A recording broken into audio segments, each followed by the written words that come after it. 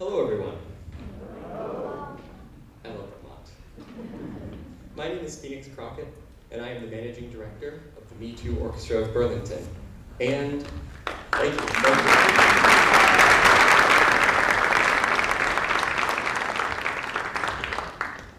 Something else about me is that I live with mental illness. I started with this group as a cellist in 2014, and I found the environment warm and supportive and without some of the stigma surrounding mental illness that I had experienced in other groups. Over time, I would come to learn that around half of the people that I was playing with lived every day with the symptoms of depression, anxiety, schizophrenia, bipolar disorder, and addiction, and a variety of other diagnoses. That 50% statistic is still true to this day. Me2 was established with a mission of erasing the stigma surrounding mental illness, all in a classical music context. Our founders, Caroline Whiddon and Ronald Bernstein, imagined an intentional musical community where someone might say, I'm really struggling right now. I have bipolar disorder. And someone else might say, me too.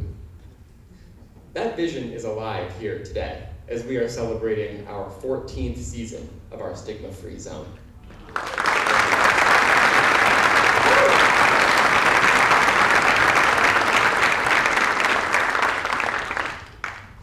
Another group that is dedicated to mental health advocacy is Counseling Services of Addison County, our host for the night.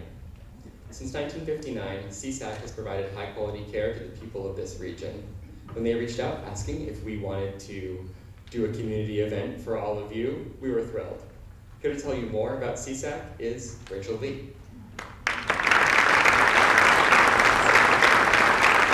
Everybody, welcome. It is so wonderful to see so many people here in support of the Me2 Orchestra and CSAC, the counseling service.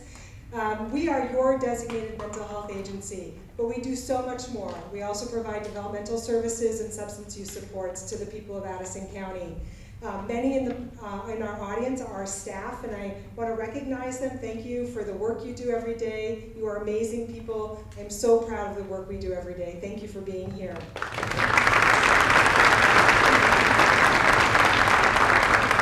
Before I get to the rest of my thank yous, just a quick housekeeping note. The bathrooms are right outside the door, directly ahead, and please keep your phone on silent, just so that we can really enjoy the performance today. I have a bunch of thank yous. I want to thank Beth Turallo. Where are you, Beth? Oh, she's outside, darn it.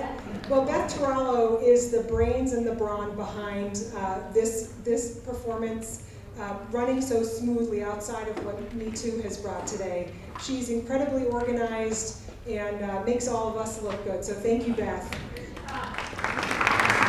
There she is. I want to thank our incredible orchestra. Thank you for making the time to come down to Addison County. I understand this is your first performance in Addison County. We are so thrilled to host you. Thank you.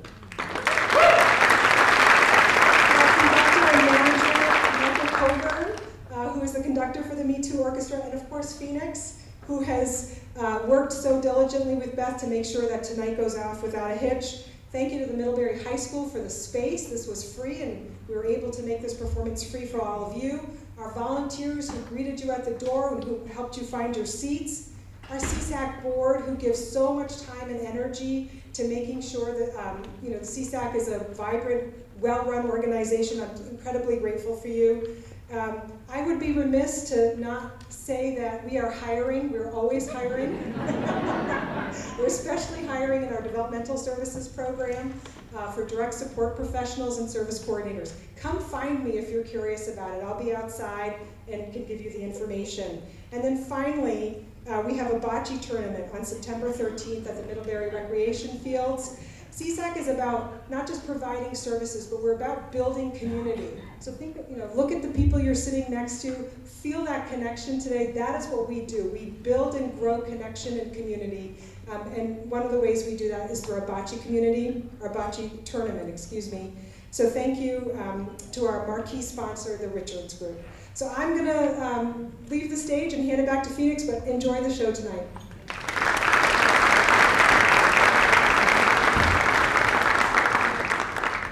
Just a few more quick notes from me. One, we don't mind pictures. So if you wish to do a little photography while you're at it, we love a little social media. We like people to get to enjoy the experience and, you know, take pictures of their family members and all that. We don't like flashes, as you would suspect, and also be mindful of people around you. Another note is, this group and the greater group, of which there are a couple, there's you know, an orchestra and chorus and several other music groups in Boston. We're in Manchester, New Hampshire as well. Our orchestra, our chorus, all of them, and Me2 Music, are funded by donors like you, and people who come see our shows and help us continue to do this awesome mission. If you'd like to make a donation, in cash, there's a box outside, or probably preferred, there is a QR code in your packet that takes you right to the page on our website. We would super appreciate that. You're going to see a couple of traditions of ours tonight. We have some beats that we hit in the Me2 Orchestra shows. One of those is I'm going to pass the mic over to one of our wonderful violinists to do a little breathing exercise. This is a grounding thing that we do to open all of our rehearsals and all of our shows, just to get in the right mindset and also put us in the mood of thinking about taking care of ourselves and being in a space together. So without further ado, Marguerite.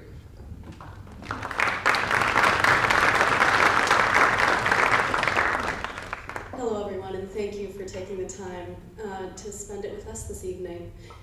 It's tradition, as Phoenix said, for us to start by taking 4 deep breaths as a group, and today I invite you all to join us as well, so that we're all ready to make some music together. So, I encourage you, let's place our feet flat on the floor, drop your shoulders away from your ears. You can close your eyes or lower your gaze. I'll count our first breath, and then you'll take the next 3 on your own time. Okay? Let's breathe in, 2, 3, 4, and out. 2, 3, 4.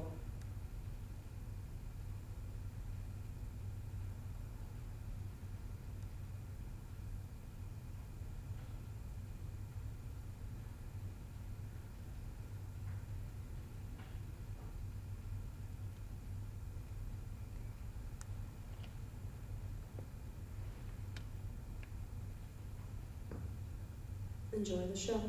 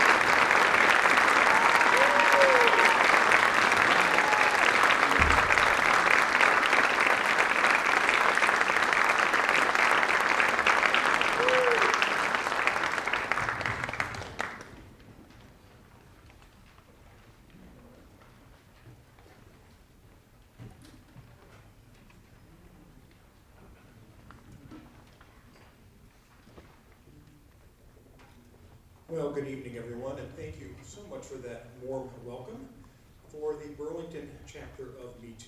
We are delighted to be here with you in Middlebury this evening for a program that we've entitled Music for the Movies. And some of you who may be familiar with the work that you just heard by John Sibelius, Finlandia, may be thinking, what movie is that from? In fact, just out of curiosity, in orchestra, you can't answer this question because I already told you the answer. Does anyone here know the movie, the great cinematic classic that music is associated with? Anyone here? Ah, I see a hand. Jaws. No, nice guess. You'll hear some of that later on, though. And any Bruce Willis fans out there? Any Die Hard fans out there? All right, so you may be thinking, oh, the Die Hard. Well, it's not really Die Hard 1, it's Die Hard 2, Die Harder. It's not one of, it's not, like I said, it really isn't a cinematic classic. But Michael Kamen, who was the film score composer for that film, decided, in addition to the music that he composed for the film, to use this score because it was so powerful and he thought it really matched the movie beautifully. And this brings up an element about movie music that I want to kind of bring to your attention tonight, that sometimes movies are scored by composers. It's original music that's written just for that movie. But other times, film composers, or in some cases, directors, decide that there's an existing piece of music that works really well for that film. And you're going to hear both examples of that tonight. So you just heard Finlandia, a rousing, patriotic piece by the Finnish composer John Sibelius, a piece that has been embraced by Finns since he wrote it. It was written during the time of the Russian occupation, and it was designed to stir Finnish patriotism in a way that would hopefully evade those Russian censors. And so it was often presented under different titles. Sibelius kept giving it different titles to try to fool the censors. But it's been embraced by the Finns ever since it was written, especially that hymn-like tune you hear in the middle of the work. A lot of people think that's a Finnish folk tune, but it was actually created by Sibelius, but it has been embraced as a patriotic hymn for that country. But Michael Kamen decided that was a great piece of music to use for his movie. Now the next work you're going to hear by Elmer Bernstein is original music that was composed for the movie that he was working for at the time, To Kill a Mockingbird. It's a wonderful work, came out in 1962, just a couple of years after Harper Lee's novel was published. And this music, I think, is really some of the most beautiful and stirring music ever written for the cinema. Certainly one of Bernstein's greatest creations. It really evokes that sense of innocence that we associate with Scout, the main character of To Kill a Mockingbird, and also the deep sense of Americana comes through in every bar of this music. So now we're going to play some original movie music for you by Elmer Bernstein, To Kill a Mockingbird.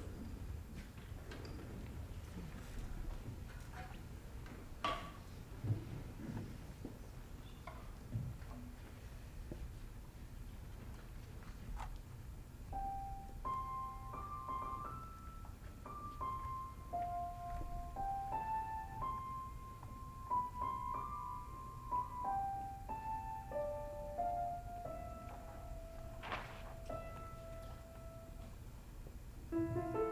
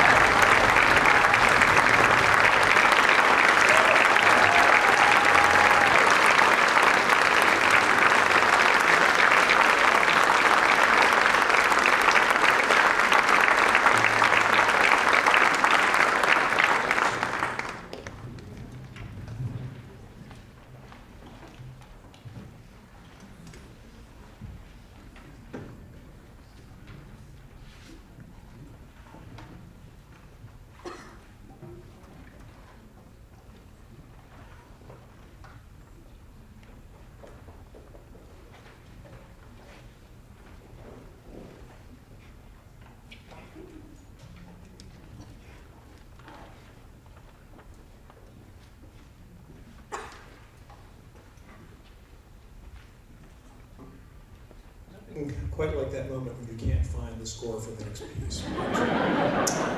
It was there, I found it. So, and that score, the next piece, is a work by the African-American composer Scott Joplin. And this is another example of a work that was repurposed for the film. And in this case, it was a decision by the gentleman who was scoring the film, a performer and composer by the name of Marvin Hamlish. The film was The Sting, a 1973 film starring Paul Newman and Robert Redford about a couple of grifters who were running a long, complicated con job on a mob boss. And it was set in the 1930s. And so when Hamlish was trying to figure out how to create a score that would evoke that sense of nostalgia in that time period, he came across the music of Scott Joplin, which had largely been forgotten in America at that point in the 1970s. Joplin's music, his ragtime music, was very, very popular during Joplin's lifetime, the early 20th century. But by the mid-20th century, it had been kind of overshadowed by jazz and kind of forgotten about. And it was this use of the entertainer for the Sting, and not just the entertainer, but several of Joplin's ragtime tunes, that sparked a resurgence in the interest of ragtime. In fact, it caught on like wildfire again after this movie, not only in the versions for solo piano, but in arrangements like the one that you're about to hear for orchestra. This arrangement was created by the composer Arthur Frackenpole, a longtime professor of composition at SUNY Potsdam, the Crane School of Music, and also a person who did a lot of arrangements for the Canadian Brass, an ensemble you may have heard of. This is his arrangement of Scott Joplin's The Entertainer.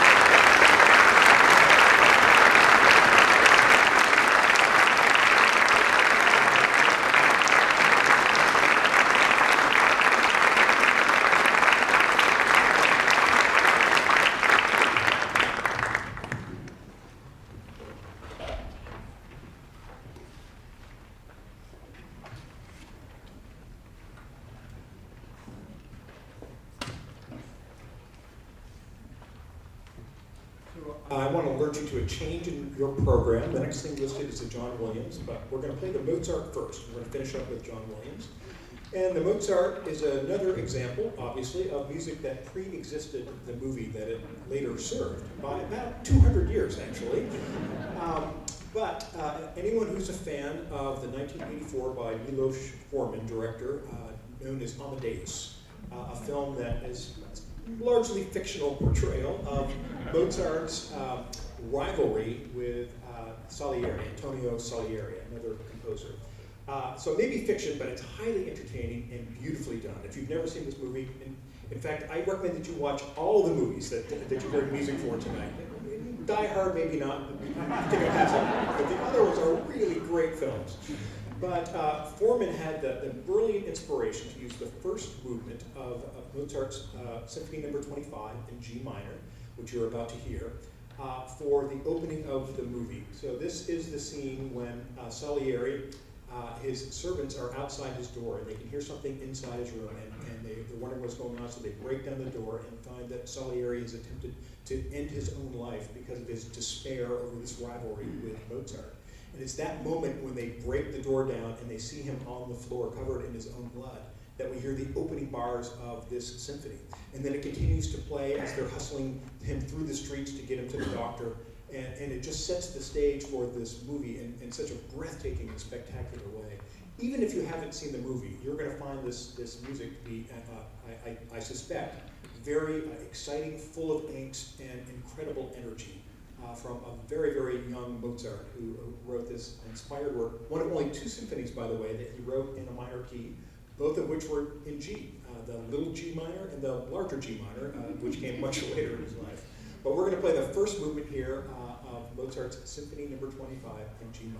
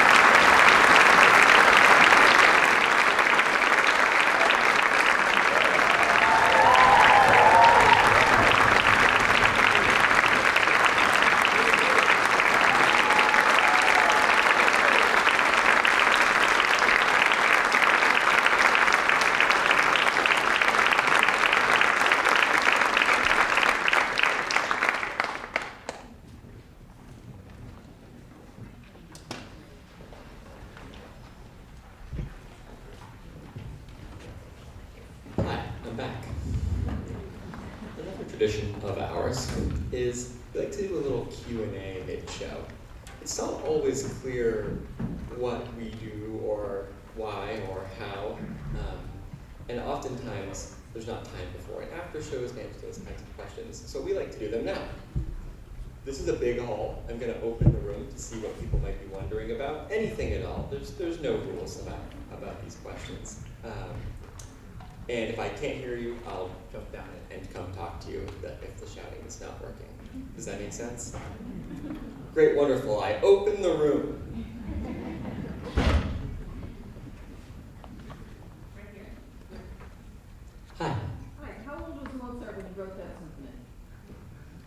17, but I could be mistaken. One of those late teen years.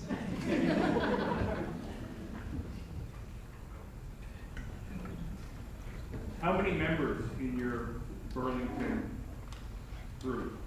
Yeah, I think 44 tonight. We fluctuate between 40 and 50 a great deal of the time. Saw hands over here. Yes. How do you get the word out about your Me2 movement that you have here? How does it's broadened, I understand, and it's gone to opposite areas, like 3 hours away, 3 hours away. And so, how did that happen? How did that come about? Yeah, we have a variety of forms of outreach. Social media is big for us, you know, in the modern world. We do a lot of posting pictures and videos and pushing virtually. We have shows like this. That's a big way that people hear about us, is they come to a show and then they continue to follow our goings on. We're being broadcast right now on TV. We do some radio appearances. We're still in print. We still go to newspapers. We still try to keep it available to as many people as possible. We don't have like a marketing team, but we have people that have meetings about that and those sorts of things. And most importantly, word of mouth. We really appreciate people who tell their friends about us and who say, hey, go check out this video, or let's go to a show that they have going on. It's been great to see our communities come out for us. Thank you. And you can find recordings on cable? You can find recordings on cable, Town Meeting TV. Thank you, Jordan, for setting that up.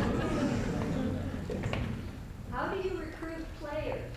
How do we recruit players? Yeah, a lot of the methods that I just mentioned were huge on Front Porch Forum. A lot of times we knew each other. A lot of people were invited here by another group. Occasionally people do just show up and we say, here's a chair.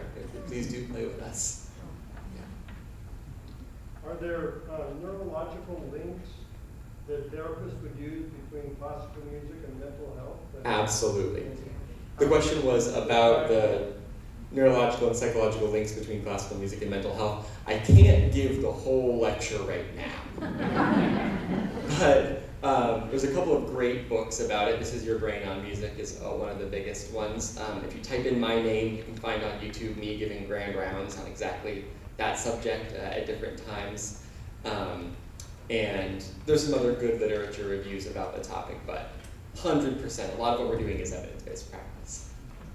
There's also a whole spectrum of therapists who are board certified music therapists who will use music live and recorded as a therapeutic tool.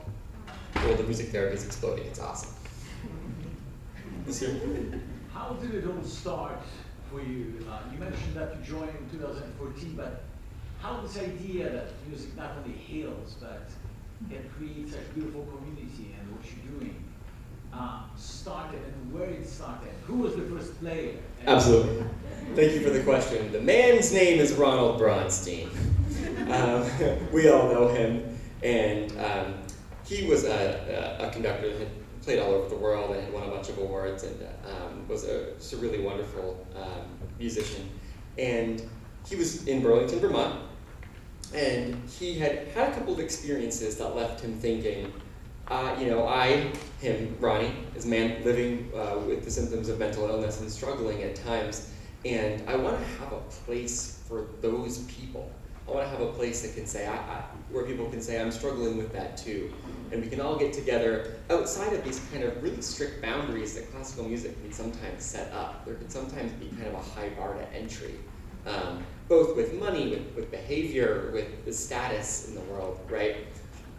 So in those first rehearsals in 2011, there were a few people, at least one person here was there. And it grew and grew over those first couple of years to kind of start covering the parts. And by the time I joined, 3 years after that, it was a full-fledged orchestra that was playing shows similar to this with a lot of people who were there. I sat right there. And then since then, Caroline, when did the Boston group open? In 2014, Ronald and I started traveling to Boston to start up that orchestra. And then in 2022, right after the pandemic, we started the group in Manchester, New Hampshire. Wonderful. And we're still expanding. We're still looking for opportunities to continue to bring this message.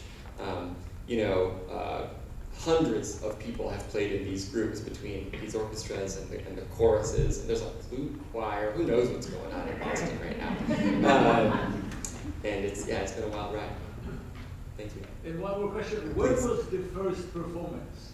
Where was the first performance? It was at the North Street Studios. It was at the North Street. North End Studios. The North End Studios in Burlington, a smaller space. We've played all over. I mean, we've played in the airport, we've played on the street, we've played in a under construction community center this year. They'll forgive me for that next season. More questions? From our executive director, Caroline Whitten, yes. I've already been outed as a plant, but I was enjoying rereading Michael Colburn's very impressive bio this evening. But I was thinking other people in the audience,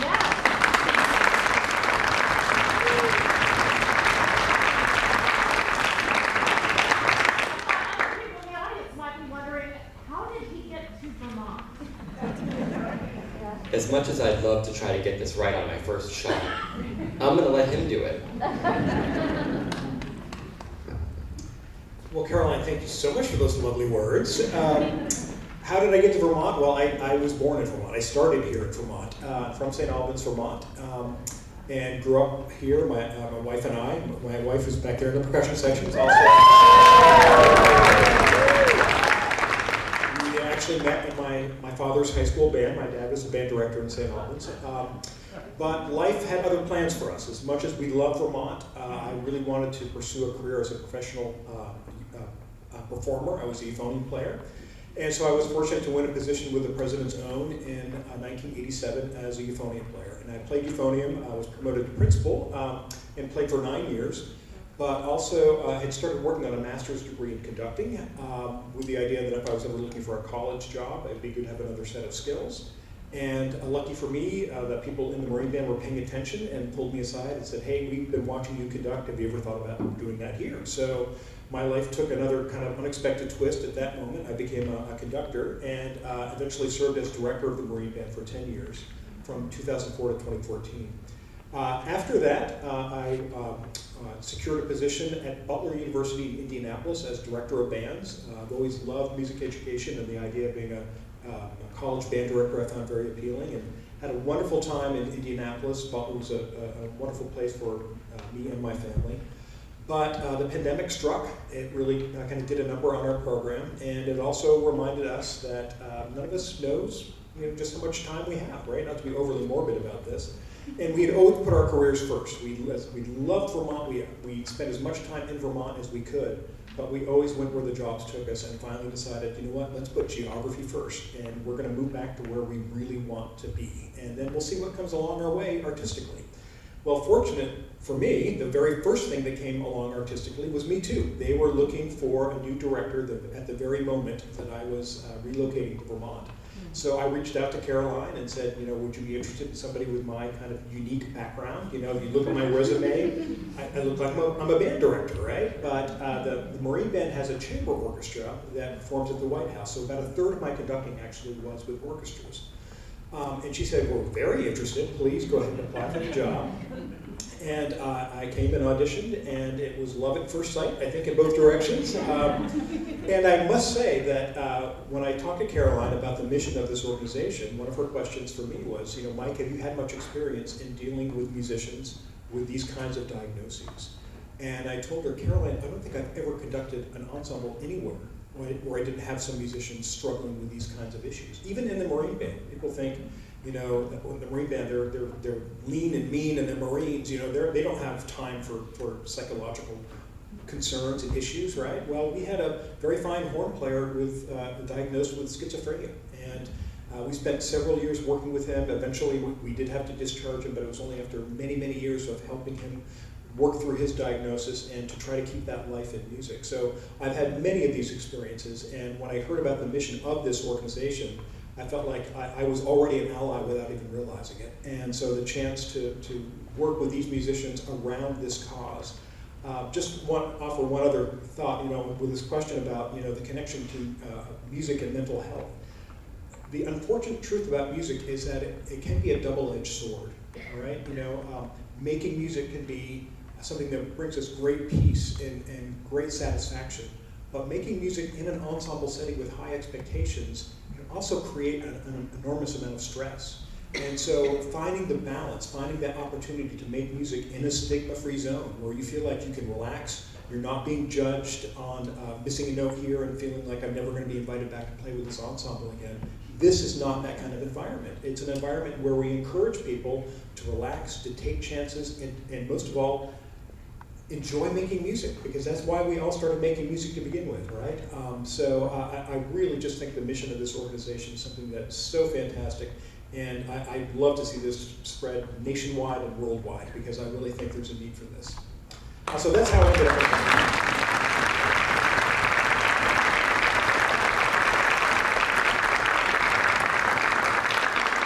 Much longer answer than you probably wanted, Caroline. Sorry about that. I love when Mike talks. He's such good things. Hello, Phoenix now. I'm going to take two more. We have one here, yes? I see a pointing finger. Ah, beautiful, thank you, the lights are. How far do you travel to perform? How far do we travel to perform? Yeah, so we've performed all up and down Vermont, this group. Boston has been a couple of different places. I know that they've recently taken some planes, take groups of musicians. Where have you been recently? Minneapolis was one? Oh yeah, we hit all the hot spots. Yeah, all the cool places. We'll be in Newark next month. Very nice. But this group has been to Boston Symphony Hall and Yes. to Montreal. Oh yeah, that's right. I was there. I played in Montreal. That's great. Yeah, so that's far. One more here. How many performances a year? How many performances a year? Yeah, this group does 4. We do 2 in the fall, winter. 3? 1 in the fall, winter. We did 4 this year, but that's a separate thing. And then 2 kind of in the spring. Our dates are set for our next shows. We'll be announcing them on social media as the summer starts to roll out. Yeah, thank you. Hopefully you can come see us again in your area. Without further ado, I'm going to hand the mic back to Mike. And we're going to play our last song here. We really appreciate you all coming out tonight. It really means a lot to us to have this kind of audience and community support for the mission that we are pushing here today. Welcome to our stigma-free zone. This is the Me2 Orchestra. Thank you very much.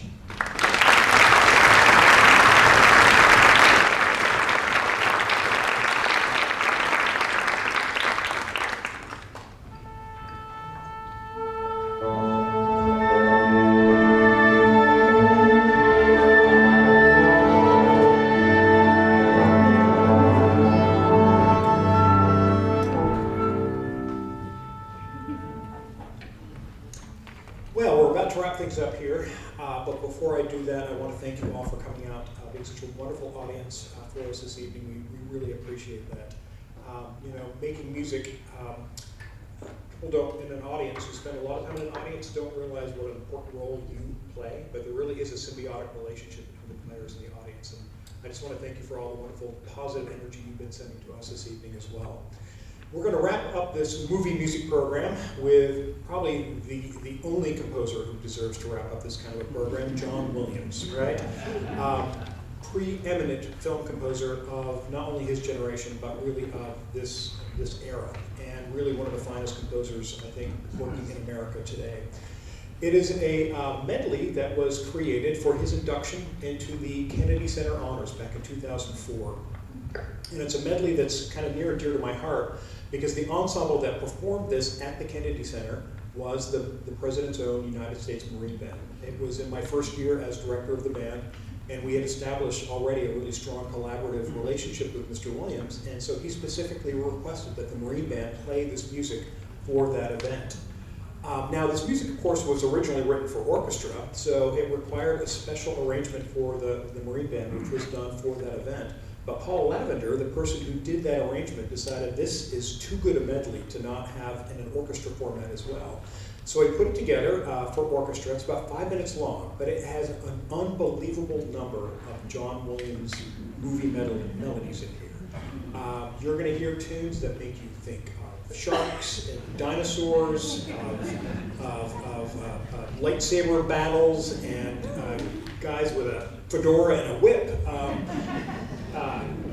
Did I mention sharks? There are sharks. There's so much stuff here. A little alien with a glowing fingers in here. I mean, it's virtually every John Williams movie you can think of is represented in this medley. But it goes by quickly, so you're going to have to pay attention. So we're going to go ahead and dive into this, and we're going to start with a tune that comes from a long, long time ago in a galaxy far, far